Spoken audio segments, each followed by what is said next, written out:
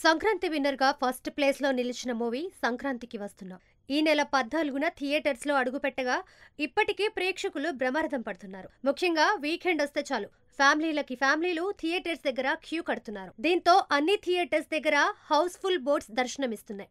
ఒక ఏరియా అని కాకుండా 2 తెలుగు రాష్ట్రాల్లోని చాలా ఏరియాస్‌లో ఇదే పరిస్థితి. దీంతో అనేక రికార్డులు 'సంక్రాంతికి వస్తున్నాం' పేరిట నమోదవుతున్నాయి.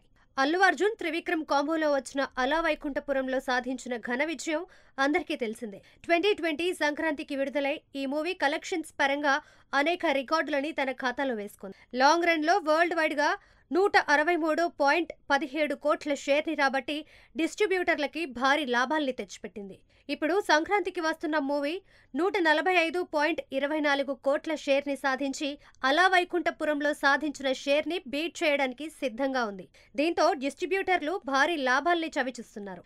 ఇంకా 3 వారాలు కంప్లీట్ చేసుకొని సంక్రాంతికి వస్తున్నాం లాంగ్ రన్‌లో ఎంత మేర కలెక్షన్స్‌ని వసూళ్లు చేస్తుందనే ఆసక్తి ట్రేడ్ వర్గాలతో పాటు సినీ ప్రియుల్లో కూడా నెలకొని ఉంది. ఇప్పటికే కొన్ని థియేటర్స్‌లో 'బాహుబలి' లాంగ్ రన్ కలెక్షన్స్‌ని కూడా దాటడం ఈ మూవీ ప్రభంజనానికి నిదర్శనం అనే మాటలు కూడా వినబడుతున్నాయి. విక్టరీ వెంకటేష్‌తో పాటు ఐశ్వర్య రాజేష్, మీనాక్షి చౌదరి పోటాపోటీగా నటించగా నిర్మాత దిల్ రాజుకి చాలా ఏళ్ల తర్వాత భారీ హిట్ దొరికింది. అనిల్ రావిపూడి దర్శకత్వ ప్రతిభతో పాటు బీమ్స్ సిసిరోలియో అందించిన మ్యూజిక్ కూడా ఈ మూవీకి ప్లస్‌గా నిలిచింది.